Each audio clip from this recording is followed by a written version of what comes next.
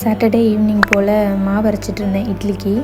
சைட்லேயே ஏதாவது காரமாக ஸ்நாக்ஸ் செய்யலாம் அப்படின்னு சொல்லி ஆனியன் பக்கோடா பண்ணிகிட்டு இருந்தேன்.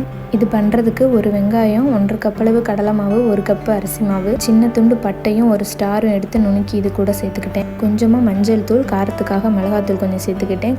கலருக்காக கொஞ்சமாக காஷ்மீரி பவுடர் கொஞ்சம் சேர்த்துக்கிட்டேன். 1 ஸ்பூன் சீரகம், 1 ஸ்பூன் சோம்பு, ஒரு முழு நாட்டு பூண்டை நல்லா நக்காமல் 1-2 இடித்து இது கூட தோல் உரிக்காமல் அப்படியே சேர்த்துக்கிட்டேன்.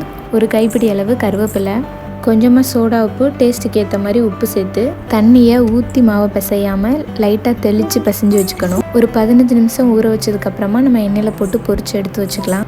இது நல்லா ஆறுனதுக்கப்புறம் ஒரு டப்பாவில் போட்டு வச்சிட்டோம் அப்படின்னா 3 to 4 days அப்படியே இருக்கும். நான் இன்றைக்கி கொஞ்சம் ஸ்பைசி அதிகமாக சேர்த்து தான் பண்ணியிருந்தேன். டீ கூட சாப்பிடும்போது இந்த ஸ்நாக் ரொம்ப நல்லாயிருக்கும். உளுந்தும் அரிசியும் ஆட்டி எடுக்கிறதுக்குள்ளே பக்கோடா செஞ்சு வச்சாச்சு.